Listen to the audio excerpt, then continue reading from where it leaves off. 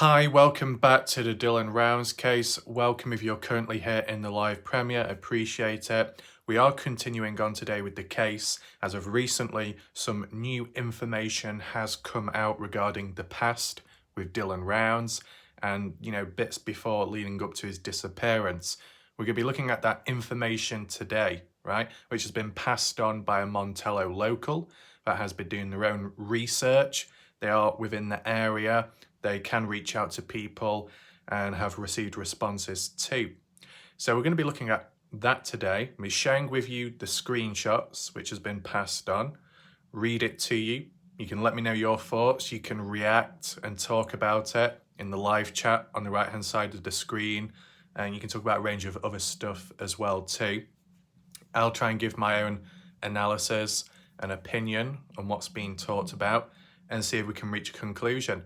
I mean, I feel that what I've saw briefly earlier on, I've never really heard of before. So it is quite interesting. It might take some time to absorb it. Maybe it can lead to a follow-up down the line with a map analysis video. But we're just going to get into the heavy information today, okay, regarding Dylan Rounds. Some people could interpret it as suspicious activity. Other people could interpret it a different way. But we'll get a better idea once we get into the screenshots. What we are also going to do is check back at the previous comments of the last video. If you haven't already watched the previous video, I'll provide a link down below in the pinned comment section so you can catch up on that after you finished watching this one, okay? And yes, today it is a serious video. It is arguably an important video. It could be hit or miss depending who sees it, who looks into it. There might be some elements what you hear within the information you might have heard of before in the past, but has it been talked about since?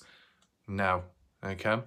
Maybe you yourself, with what you know of, you might be able to create some developments and links with one another. Who knows what it could lead to, but make sure to maintain a level of focus today because it is an important video.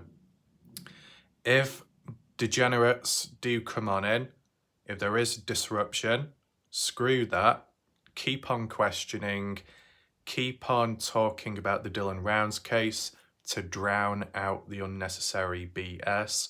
Because as said, a video like this is important. Focus is required, okay? First of all, to allow people to join on in, right? So everyone's all catched up. We'll head over to the comments now, see if there's any questions that need answering and any additional interesting information, okay? All right, so I'm just gonna adjust the comments to the newest. We don't have too many to get through, so don't worry. Robert saying another fishing hole, Bishop Creek Reservoir off Nevada 93, about 10 miles north of Wells.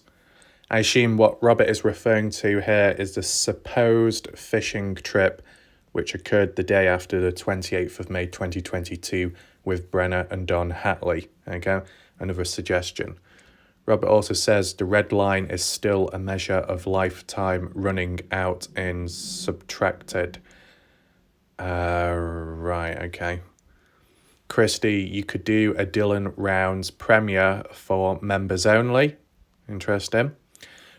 Linda, Christy, I'm not a member. Ooh, that was a bad idea. It's not a bad idea, Christy. Reality is you envision a video locked behind something, which, yeah, you could interpret as a Zav Girl scenario. But there are times and moments where if there is great focus needed, but it's hard to achieve when you've got the masses of individuals that might be a bit more loose and casual, you got to find alternative ways around it, okay?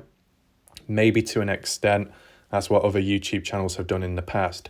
All I'll say is, okay, I did test a supposed members-only live video premiere in the past. I had an idea how it was going to go, in the sense that a live premiere or a live stream set to members only, it doesn't work. The general public can still watch the video, okay? The only time when you can create a members only video and upload it so only members can watch it is if it's uploaded in standard format. It's not live whatsoever, right? But then it kind of defeats the whole purpose because then no one can chat in the live chat itself. So I have tried it in the past. A few people here and there did get a bit cocky thinking they cracked the code, they entered the matrix and infiltrated me, and I'm just sat back thinking, what are you on? You know, I had an idea how it was going to go anyway, I just wanted to test it, right? Because this is the thing, it's okay doing these live things or these supposed members only ones, but when you're in a false sense of security where you think you can say this and say that, talk about this, talk about that, talk about sensitive, important points within the case of Dylan Rounds, trying to cover and spread awareness of things without other people twisting and turning it, that false sense of security is a live video or live premiere, which is supposed to be members only, but it's not, and then everyone sees it and then it all goes downhill. So the time when I did it back then, I wasn't really saying too much because it would have backfired anyway, right? And that's the failure with other channels out there. Other channels out there talking about their big game tactics, their game plan. And anyone can view it at the time, and it's like, well, why are you talking so secretive? Why are you almost whispering? You know, we can all still see it and hear at the time. Okay, afterwards it might get locked behind the members only thing, but when it's live, you can all watch it, so it kind of defeats the whole purpose, right? The only other way around it would be to do a live video premiere and then set the live chat to subscriber only mode or members only mode. That's the other way around it. But as you know, reality is if you do that, people can just subscribe to your channel or become a temporary member and then infiltrate you that way. So there is still sly tactics which can be used, right? But, you know, no harm in doing member-only videos here and there if it's actually possible to do, because you might as well acknowledge people that are members on the channel, right? Not everyone will be a member, but, you know, it's like tough. It is what it is. Cleo saying, thank you, you're welcome. What was the response? Go to bed. Right, okay. That's a demand. Laughing I missed this video today. Unfortunate. Rainer Big once again popping in. What the F is this? Well, it's a video, first of all. It's partially about Dylan Rounds' community. Then the second part of it is something more outside of the box. And in terms of how it went, perfect. Perfect last night, that's all I can say. And I can explain a bit more shortly. Wendy, a different Wendy, saying, my Welsh heart loves what you do. It's good to know.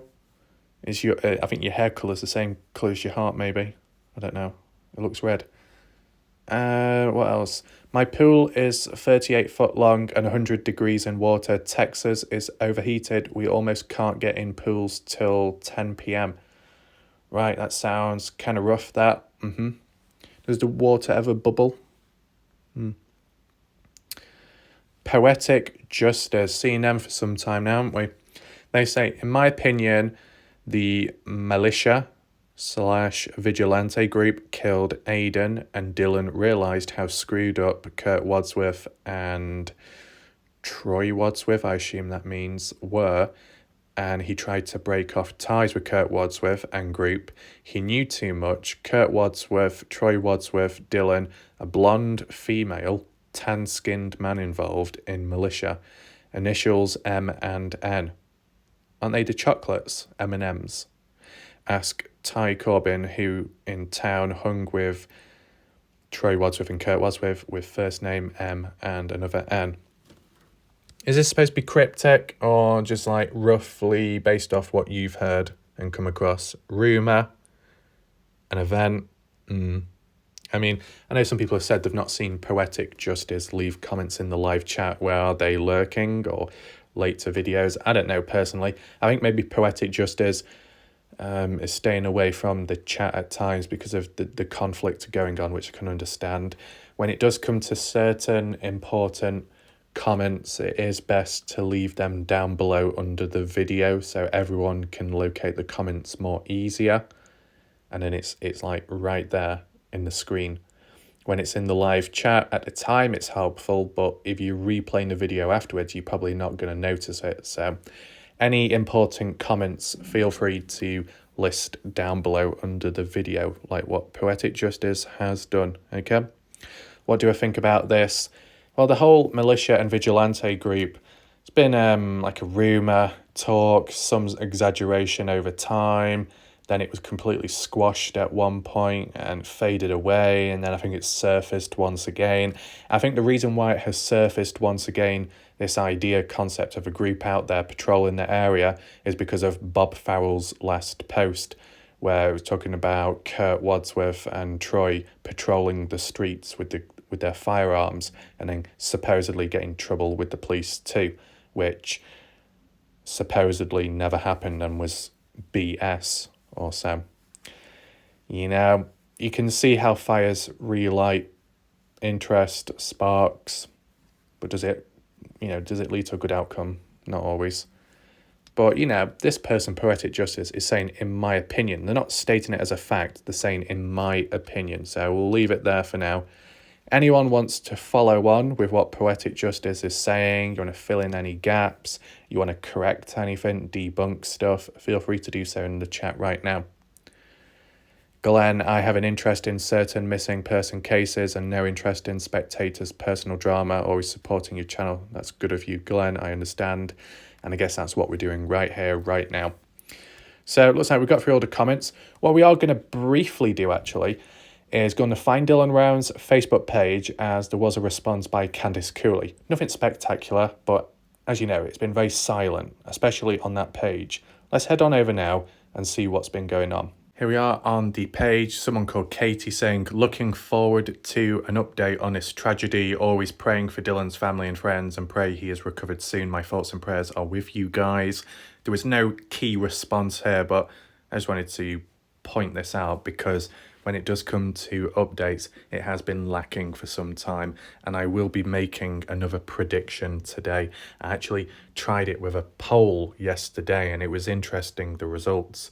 So that aside, I'll be giving you my true thoughts later on in this video. If you want to hear about the prediction, make sure to stick around, okay? If we scroll up though, yes, we got the photos of the sunflowers. Kind of repetitive, but it is to do with in memory of Dylan and acknowledging that. 16th of July, please Lord guide Dylan's parents to where he is. I did check the comments and it was mainly to do with people praying, and that was it, like a prayer. There was nothing else mentioned. And then we got one by Shelley saying, when does the trial start? And you can see Candice Cooley has responded after all this silence. She says, there are still many steps that need to be taken before we will get a trial. Brenner has not even been arraigned nor plead. No plea, no guilty, not guilty scenario yet. Being arraigned, the attorneys still ongoing with that. But the next appearance in court, let's call it that, the next appearance in court for Brenner is the 14th of August. 14th of August, okay? So it'll be interesting to see what happens there. Will it finally reach some success, a conclusion with the whole background stuff, the attorney scenario? Once that's fixed, then maybe they can move on forwards. But when Candice Cooley says there are many steps that still need to be taken, what are the other steps? Does anyone else know? Besides the attorneys being appointed and being approved of and actually sticking with Brenner, once that's sorted, what else needs to be done? Any other legal things? If anyone has an answer, list it down below, okay? Well, says Becky, disgusting, hang in there. You're all in my thoughts and prayers. I've been following this case a few days after your precious young man went missing, sending prayers. Okay. So you can see how limited it is for information, especially at this point, right? Would you be expecting lots of new information right now? besides these type of posts. Mainly stickers, Dylan's legacy, and that's about it there. Well, let's move on. I'll probably give you my prediction first. I might as well give my opinion now, considering it links on to what was just said then. Okay, so maybe you don't have to stick around that long to hear about it. But regardless, tying in with last night, did a poll, and it was to do with, well, Dylan Round's birthday coming up slowly. I think Tom Evans said the 1st of August is Dylan's birthday, or around that point. The poll was, once it gets to that day, Dylan's birthday, will there be an update surrounding Dylan Rounds, the case overall? Will an update be given? And the majority of people, I think last time I checked, 42% of people said no, there won't be an update at all. That's very interesting now, very interesting. I'm going to give you my thoughts right now, okay? The way I see it, will there be a big update? Probably not. Will there be some kind of update with some kind of media? Yeah, possibly. I guess maybe the reason why some people said no updates whatsoever is probably because of the likes of Zavgirl and more so Doug No Thanks channels. You know, the mess they've been in recent time. More so with Doug channel being terminated, right? You think about it, Doug was the go-to one when it came to Candice Cooley, having interviews with him and then information being shared that way. But it hasn't happened for a long time. The last time it was supposed to happen before Doug's channel was taken down was back at the 1 year anniversary mark. Doug was supposed to be interviewing Candice Cooley. It never happened. Don't know why. I don't know what went wrong, but it just didn't happen. Fast forward to now, there's no chance because Doug doesn't even have a channel because of getting in trouble and things going downhill from there, right? So what happens? Well, I mean, you still got the news channels. You still have Duty Ron. Where's Duty Ron been? You've not been interviewing Candice Cooley? Covering other cases possibly, maybe. Dylan Round's case in general is fading away. It's just a dark reality, right? But maybe today's video can start some new discussions off once again, okay? But to tie it back to my original prediction, I do think that when Dylan Round's birthday does come about, there will be some kind of update. Nothing too big, but some kind of response from Candice Cooley, Justin Rounds on his own personal Facebook page, right? Just acknowledging it's Dylan's birthday, maybe something to do with searches ongoing. I said, nothing that big, but there will be some form of acknowledgement besides Dylan's birthday. That's the way I see it. But what about the news outlets, the news articles, East Idaho News? Will they follow up with an update there or interview? In a way, I don't think so, because they've already done it back in 2022 when it was coming up to Dylan's 20th birthday. And that was kind of like a big thing, that the first birthday of Dylan after going missing, right? And it was kind of like quite a bit of coverage and noise going on at the time. Whereas when it comes to the second birthday of Dylan since his disappearance, it's not as impactful, unless you say the 25th or the 30th birthday of Dylan, kind of like an anniversary, that type of thing, then maybe they will reference it. But I don't think they will be doing it to that extent this time round, with it being the second time, okay? But I do feel that there will be a little bit of coverage, there'll be a little bit of talk about Dylan, but it does seem pretty flat, quiet. Do you think Candice Cooley, Justin Rounds are thinking, oh, we're not really getting anywhere? Do you think that, or do you feel like they got it under control? And anyone, you know, watching right now, used to refer back to the early days of the case when it was still a bit of a mystery, not everything was tied up, like there was still possibilities.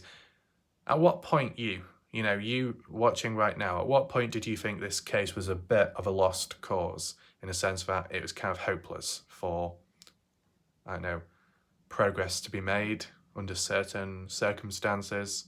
You know, at what point did you start sensing or having a bad feeling within that Dylan's just not going to be found? Or maybe a different feeling that, you know, things are going to go wrong, there's going to be more twists and turns. At what point in the case did you start getting that gut feeling, let's say? I want to know. Did I ever feel like, oh, Dylan's never going to be found?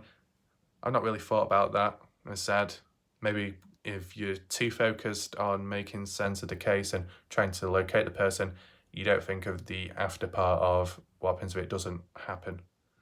Maybe though, you might think more now because the case has come to a bit of a halt, right? So that's probably where you start thinking and also looking back when there's nowhere to go forwards, right? And maybe that ties in with what we're going to look at now, looking back at previous stuff before Dylan going missing, right? It's always interesting to see what happened just before Dylan went missing, right? Was there any key people, key events which might have triggered something or highlighted some kind of suspicion, red flags? Who knows?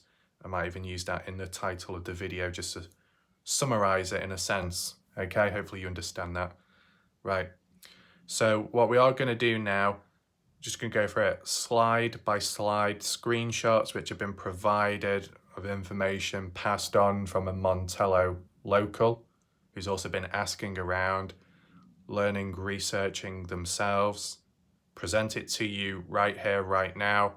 Feel free to maintain a fair level of focus because this is very important, okay? Some of this information may have never been talked about or covered before ever in the case, and other parts might have just faded away. It could have been talked about back then, some of it, but it's not really been referenced ever since.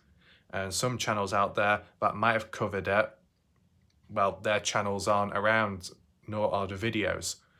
So it makes every bit of sense to be covering it right here, okay? If you do have your own thoughts, feel free to list them in the chat. If you can add on or provide additional information, you're welcome to. If you do have valid points to counteract some of the information and clear it up, re-clarify, do that as well, okay? Hopefully you're all focused.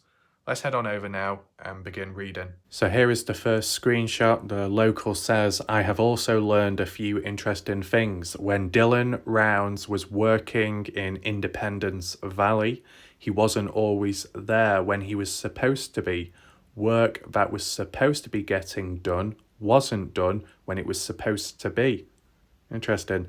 The guy that he was working for doesn't have any idea where he was disappearing to. So when we're talking about Independence Valley, is that in Montello? Is this in relation to Dan Iverson, Wine Cup Gamble Ranch? Maybe. When Dylan was working in Independence Valley. I've heard of Independence Valley before. If I do need to go on Google or Bing Maps, I can do so. But then again, I'm sure there's people in the chat that can clear it up immediately. Is Independence Valley in Montello, Nevada? Let me know. Right, but yeah. So Dylan wasn't always where he needed to be, which is kind of interesting when you think about it. Dylan Rounds is doing work for somebody else, custom farm work, I assume. You know, it's all about farming. Dylan is supposedly passionate about farming, even for going down to the Montello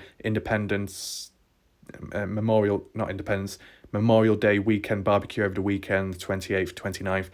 Dylan not even bothering to go because he was busy with farm work. If he's so busy and focused and, you know, proud with his farming and determined, then why did he slip up, right, before going missing? What was he doing, right? It just seems a little bit odd, right? Where else would he need to be? Was he doing additional farm work elsewhere, or was he meeting somebody? You know, what was going on with Dylan Rounds? Don't worry, there'll be a few. There are more screenshots which will provide more context, and then we can go back over it. Okay. If you are reading this for the very first time, feel free to pause the video or rewind it back afterwards. Right, I might do it myself as well because Never really heard of this before, but considering Candice Cooley has described Dylan Rounds as having a good work ethic, working hard, working long hours, focused and determined, it doesn't seem to match up here, does it? Right? I mean, you can't say that Dylan Rounds was perfect, like with his farming. He would have made mistakes. He may have, reached out for help at times. That's normal, etc. Maybe Candice Cooley slightly exaggerates Dylan Rounds in a positive light. But then at the same time, considering the circumstances and what's happened to Dylan, I understand, right? I do remember, though, when we're looking back at some additional comments previously, where someone was talking about how Dylan Rounds was underperforming at times and also kept seeking out help and advice when it came to farming. Maybe because of age, reaching out to others because of experience, right? But then again, when Candice Cooley described Dylan, it was like he knew what he was doing. But still, once again, it's understandable, in Dylan's case, where he's at, kind of alone by himself, reaching out to other people, connecting in that sense to try and help when it comes to farm work, and for him to learn at the same time in certain ways. I get that. But I think before people do start questioning this and saying, well, an event like this, okay, Dylan Rounds not being present, doing farm work when it needs to be done, does it really matter? Is it the end of the world? Well, when you've heard it from different sides, different people, that Dylan Rounds was focused and passionate with farming, he put that first before family, events, etc. It seems a bit out of the ordinary how a time like this, Dylan wasn't present. It makes you think, what was Dylan doing? Where was he at? Right? And this is before Dylan Rounds going missing as well. So it's like, well, whatever Dylan was doing, was it dodgy, suspicious, or just normal? And we can do a poll right now. The poll can be based off what you have read here. Dylan not being present when farm work needed to be done. What else was he doing? Something dodgy, suspicious, or normal? List an example below. Maybe another option could be meeting up with Kurt Wadsworth, hanging out with somebody, or some guys. Feel free to vote right now. Let's just move on to the next slide. This one here. A few weeks before he went missing, Dylan had ordered some equipment from a company in Rupert, Idaho. The cost of it was over $200,000. Grandma was supposed to pay $75,000 down when the equipment arrived. The company never got their money. Okay, so we're now going into a bit of a financial suspicion or maybe some unusual activity. What's going on here? And this is a few weeks before Dylan went missing. Now, that stuff being ordered and delivered, I assume it was delivered before the 28th, right? I only say that because that report by Walt and Michelle, people near Sun Tunnels at the time, leaving the area and saw a blue Jubilee truck leaving the Grangehead property after 3 p.m, 28th of May 2022. I was trying to come to some kind of fairy idea that was that blue Jubilee truck trying to drop an item off in the area, right? But I assume it has no link reference to this here because this is before Dylan went missing. But some equipment from a company. That's the thing, we've heard stories here and there about Dylan ordering some equipment here, ordering some parts there for someone like Don Iverson, and it was close before Dylan went missing. Now, ordering equipment, farming related stuff, is it going to lead to a disappearance and death? No, you wouldn't think so. No. But the cost of it all, if anyone overheard at the time, could they have capitalised on it? I don't know, could it have been a trigger? But it cost $200,000. Quite costly, right? And the grandma, known as Karen Rounds, I think it's called Karen, Larry and Karen, yeah, supposed to pay $75,000 when the equipment arrived, but the company never got the money.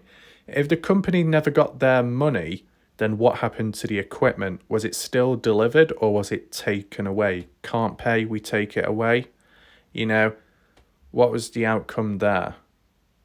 And if the money wasn't on time, never received the money to begin with, so the equipment may have been taken back, could that have annoyed anyone out there? Because you got to ask yourself, this equipment ordered, quite costly. Who was it for specifically? Dylan Rounds and his farm, or for somebody else during custom farm work? If it's for somebody else and the delivery wasn't successful or it was taken away, it could have annoyed farmers or a rancher and they may have got revenge. I don't know, it just depends how strict people are and how they react, right? But the bit about the grandma, right? Not heard too much about the grandma. Not really seen any interviews either. And some people are scratching to see them and hear what she's got to say or what the grandfather's got to say. Let me know your thoughts down below though. Do you think this is a little bit suspicious? Do you think it's a red flag not paying for the equipment when they were supposed to? Or was the grandma just simply busy at the time or was forgetful what she was supposed to do? Then, the seed Dylan bought in Burley, Idaho for his pivot he put on credit. The company has never been paid and they have placed liens on some equipment of Dylan's that is still at Iverson's pivot. Right, Iverson, also known as Dan Iverson, a supposedly Wine Cup Gamble Ranch where Dylan was doing the custom farm work for Dan at the time before going missing, right? The seed Dylan bought in Burley, Idaho for his pivot. So is that to do with the 24th or more so the 19th of May going down to Burley, Idaho? Then the 24th of May going back down to Burley, Idaho to buy some new clothes, possibly, as said by Taylina. Yeah, just these little events here and there.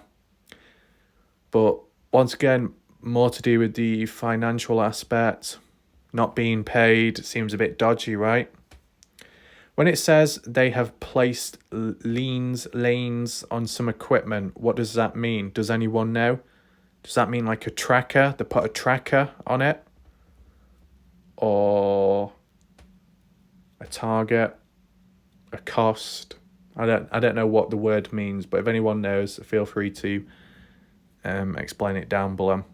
We're saying that equipment of Dylan's is still at Iverson's pivots. Now, if it belongs to Dylan, would it ever be returned back to the Rounds family at least? Does anyone know? Should it be? Or should it remain at Dan's place? Obviously, Dylan isn't around to collect it himself or sort it out. But could the family? Do the family even know? I'm not sure. I know what equipment is that exactly? I mean, does this have any link with, some of these points here? Could be. Move on. From what I'm gathering, Dylan was very heavily in debt. It seems like it from what we've read. He had also got a check for work in Independence Valley for $17,000. Only $17,000. What about the $32,000 check from the custom farm work under Dan Iverson, as told by Candice Cooley? That's what Dylan got. Or did he get in installments? Did he get not in one go? Spread out? Why would that be the case then? Anyone know?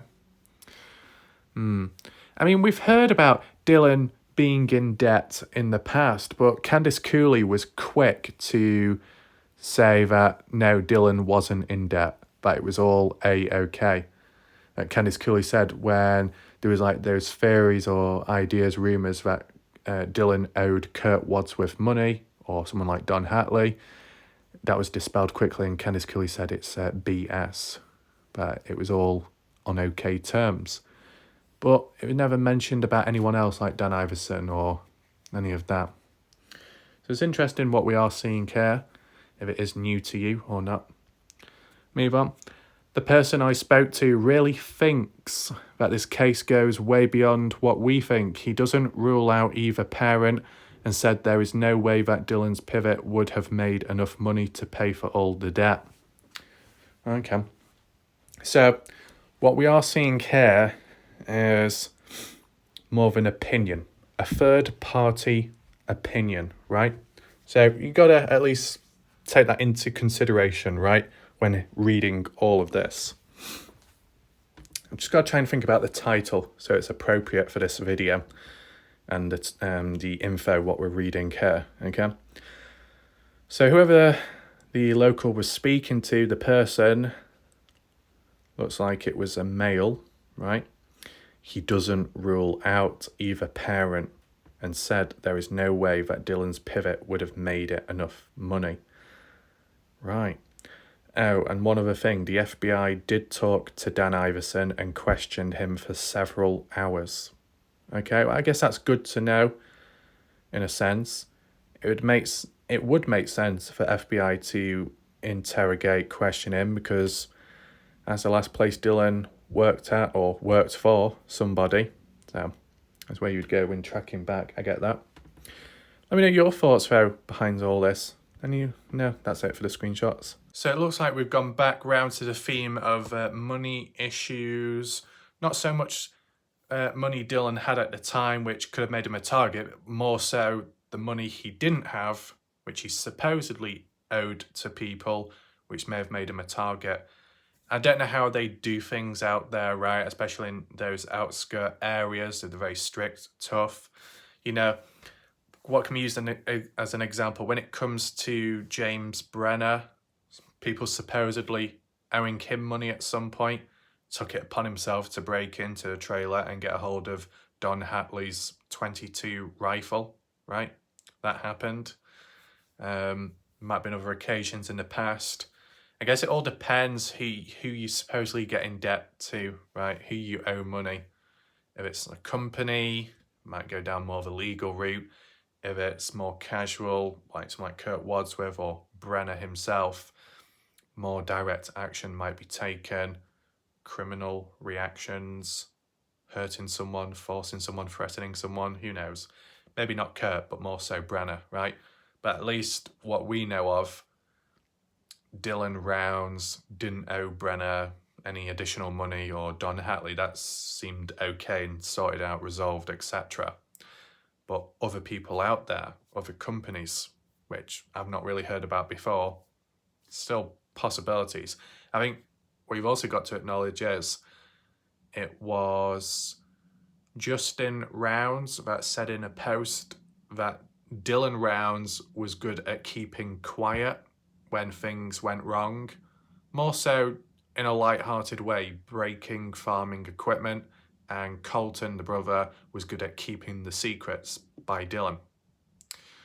So if you apply that on a bigger scale, if Dylan Rounds was in trouble, was in debt, felt embarrassed, or didn't want to tell his parents because of fear of how they would react, or he didn't want to worry them, so he kept quiet, then Candice Cooley probably wouldn't have known, right?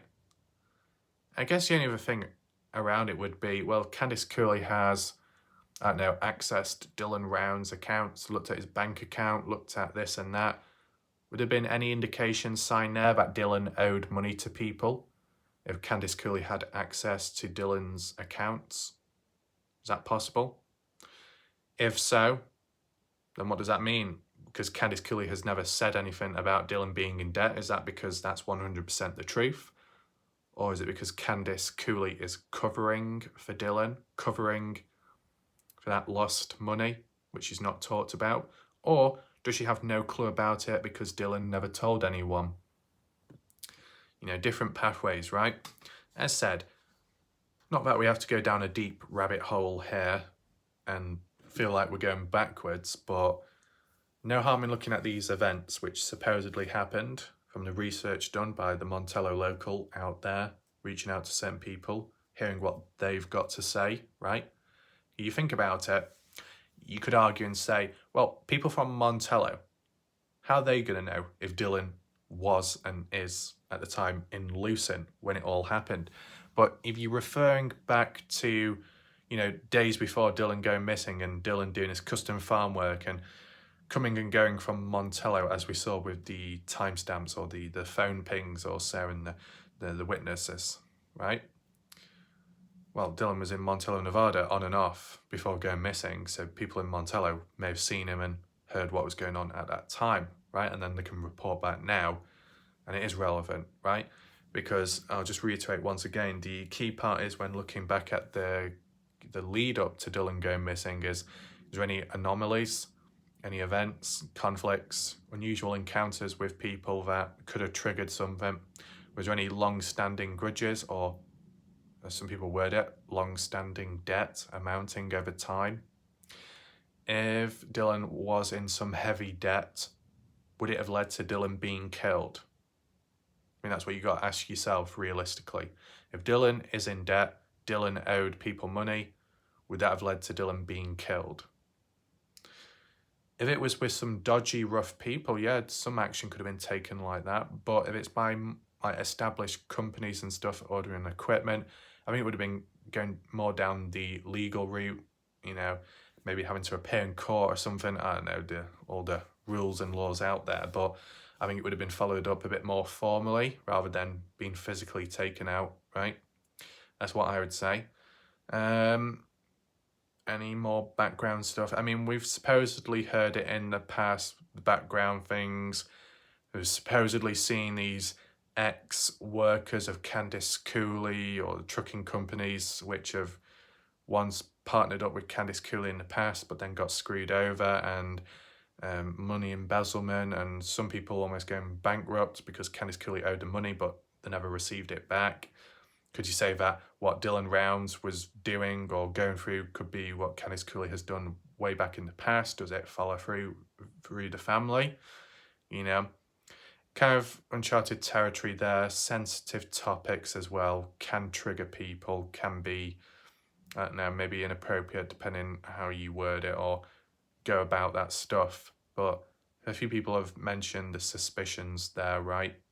But still, what I would say is, if you want to jump in at the deep end being that the family of Dylan Rounds or part of the family of Dylan Rounds is a little bit corrupt with money, a bit dodgy, done suspicious, questionable things in the past, how does that lead to Dylan's death?